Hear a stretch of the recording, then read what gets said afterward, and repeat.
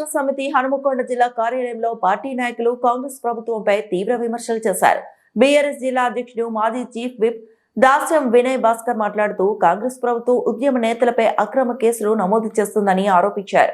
ఎన్నికల సమయంలో ఇచ్చిన హామీలను అమలు చేయకుండా డైవర్షన్ రాజకీయాలు చేస్తుందన్నారు. దేవాదుల ప్రాజెక్టులో 90% పనులను బీఆర్ఎస్ ప్రభుత్వం పూర్తి చేసిందని, మిగిలిన పనులను కూడా ఈ ప్రభుత్వం పూర్తి చేయలేకపోతుందని విమర్శించారు. హరీష్ రావు దేవాదుల పరిశీలనకు వెళ్లినప్పుడు సరైన ప్రోటోకాల్ ఇవ్వలేదని తెలిపారు. మాజీ ఎమ్మెల్యే పెద్ది సుదర్శన్ రెడ్డి మాట్లాడుతూ దేవాదుల ప్రాజెక్టు పూర్తి విషయంలో ముఖ్యమంత్రి రేవంత్ రెడ్డి పలుమార్లు మాట మార్చారని అన్నారు. ప్రజలను తప్పుదారి పట్టిస్తున్నారని విమర్శించారు. మాజీ మంత్రి తాటికొండ రాజయ్య మాట్లాడుతూ దేవాదుల 3వ దశ ఖర్చును భారీగా పెంచారని, ఇందులో అవినీతి జరిగిందని ఆరోపించారు. రైతుల పక్షాన ఆందోళన చేపడతామని ప్రకటించారు. ఈ కార్యక్రమంలో పలువురు బీఆర్ఎస్ నాయకులు పాల్గొన్నారు. వరంగల్ గడ్డ మీద పవిత్ర గోదావరి నదీ తీరాన మీరు సేద తీరడానికి వచ్చిల్లా, విహారయాత్రకు వచ్చిల్లా, 50 నిమిషాల పాటు మీ పర్యటన ఉమ్మడి వరంగల్ జిల్లా రైతులకు జలప్రద అయినటువంటి దేవాదుల ప్రాజెక్టు పట్ల మీకు చిత్తశుద్ధి ఉంటే కనీసం ఒక్కరోజైనా ఒక పూటైనా సమీక్షించేటువంటి ఓపిక లేనోళ్ళు మీ మంత్రులు ఏం మాట్లాడతారు, మీరేం మాట్లాడతారు, ఎవరిని మోసం చేస్తారు? ఈ వాయిదాల పద్ధతిన ఇది 6 గ్యారంటీలకు దేవాదుల హామీకి ఏమాత్రం తేడా లేదని చెప్పి ఇలా వరంగల్ ప్రజలు భావిస్తూ ఉన్నారు, వరంగల్ రైతులు భావిస్తూ ఉన్నారు.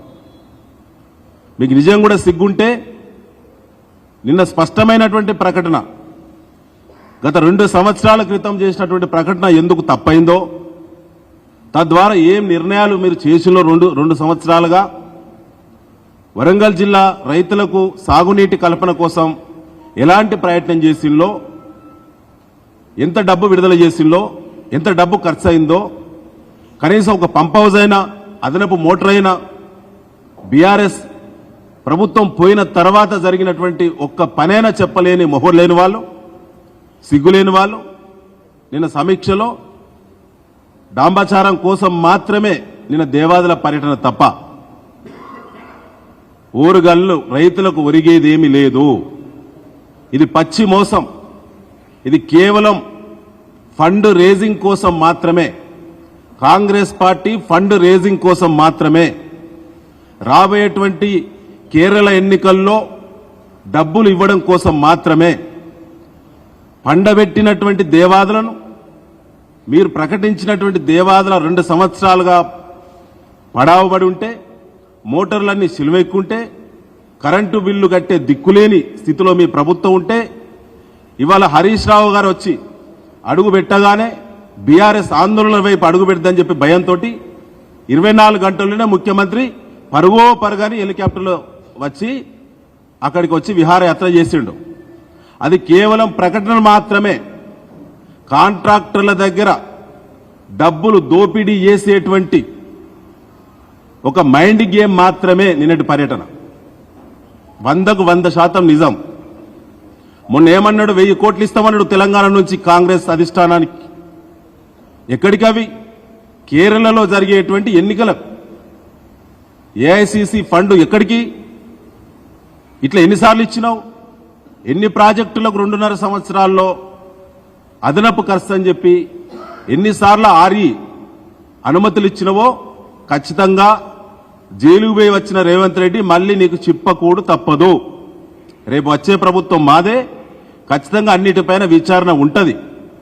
ఇవాళ దేవాదుల పోయిన 2024లో మీ మంత్రుల బృందం కానీ మీరు కేబినెట్లో మాట్లాడుతూ అసెంబ్లీలో మీరు ప్రకటించిన ప్రకటన 17,000 కోట్లతోటి సంపూర్ణంగా పూర్తి చేస్తామన్నారు.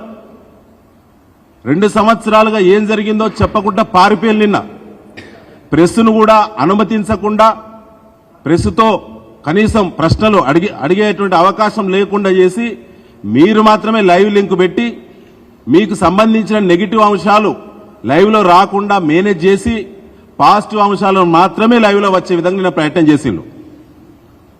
17,000 కోట్లతో పూర్తి చేస్తామన్నటువంటి కాంగ్రెస్ ప్రభుత్వం వచ్చిన తర్వాత చేసినటువంటి ప్రకటన ఇవాళ 21,000 ఎట్లా దాటుతుంది రేవంత్ రెడ్డి గారు? 25% కమిషన్ కోసమే ఇవాళ పెరుగుతుందన్న 4,000 కోట్ల రూపాయలకెళ్ళి మీరు కాంట్రాక్టుల దగ్గర 1000 కోట్ల దోపిడీ చేసి మీరు ఒక్కరోజు ముందు ప్రకటించిన 1000 కోట్ల రూపాయలు ఢిల్లీకి పంపడం కోసమే, కేరళ ఎన్నికలకు పంపడం కోసమే ఈ డ్రామా. తప్ప ఇలా ఏమి లేదు. వరంగల్ రైతులకు ఒరిగేది ఏమి లేదు, వచ్చేదేమి లేదు. Phase 3 Devadula project, phase 3 plan చేసింది కేసీఆర్ గారు, హరీష్ రావు గారు. ఫేజ్ 3 ప్లాన్ చేసింది బీఆర్ఎస్, ఫేజ్ 3ని పూర్తి చేసింది బీఆర్ఎస్.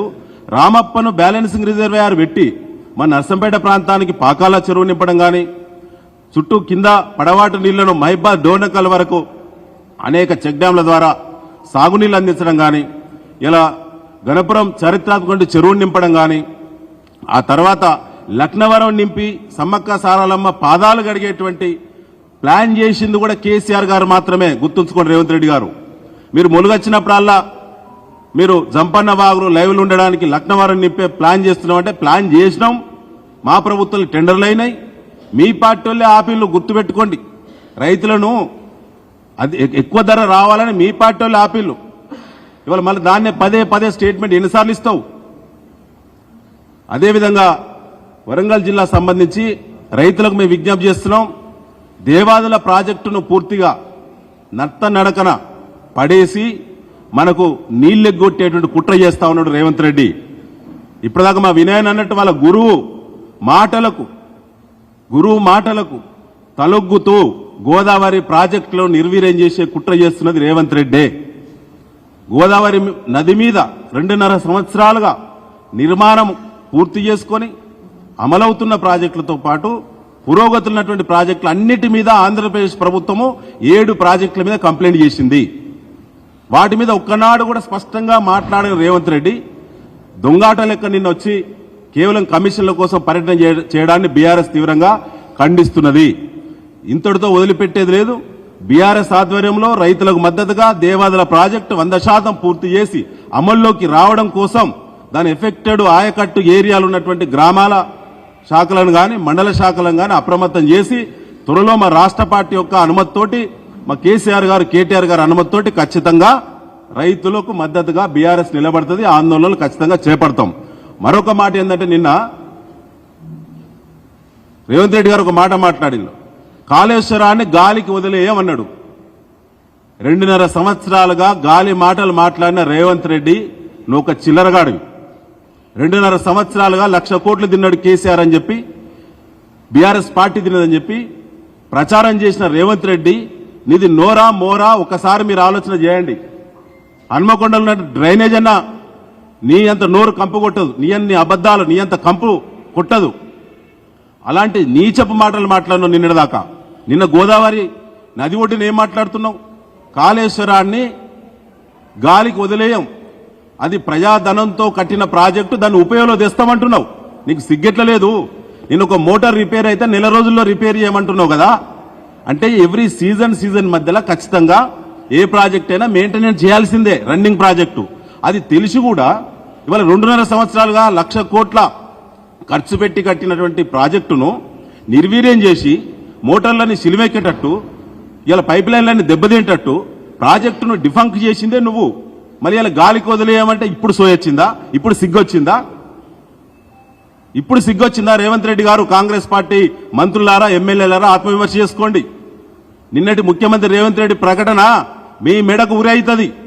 2.5 సంవత్సరాలుగా కేసీఆర్ గారిని వారి పవిత్ర లక్ష్యాన్ని ఏదైతే మీరు అపవిత్రం చేసే విధంగా 1,00,000 కోట్లు గోదావరిలో కొట్టుకపోయిందన్నావు కదా. సిగ్గెట్టలేదు? నిన్న దేవాదల ఇంటెక్ వేల్ దగ్గర ఆ ప్రాజెక్టును, కాళేశ్వరం ప్రాజెక్టును మేము ఉపయోగంలో తెస్తామని, గాలికి వదిలేయమని నిన్న మాట్లాడినావు కదా. 2.5 సంవత్సరాలుగా నువ్వు మాట్లాడిన అనేక వీడియోలన్నీ కూడా జమ చేసి ఊరు వాడ స్క్రీన్ పెట్టి ఊరు వాడ ఖచ్చితంగా తిప్పి చూపిస్తాం బిడ్డ. 2.5 సంవత్సరాలు ఏం మాట్లాడినావు? నిన్నేం మాట్లాడినావు? అంటే కాళేశ్వరం ప్రాజెక్టు ఉన్నది, దాన్ని గాలికి వదిలేయకుండా దాన్ని ఖచ్చితంగా అమల్లోకి తీసుకొస్తామని నిన్న చెప్పినావు. అంటే నువ్వు మాట్లాడినటువంటి చిల్లర మాటలు ఇక ముందు తెలంగాణ ప్రజలు వినరు, రైతులకు మొత్తం కూడా అర్థమైపోయిందనే విషయాన్ని నేను మరొకసారి గుర్తు చేస్తూ, మరి వాళ్ళ రేవంత్ రెడ్డి గారి యొక్క చిల్లర మాటలు. మరిన్ని అప్డేట్స్ కోసం మా ఛానల్ ని సబ్స్క్రైబ్ చేయండి.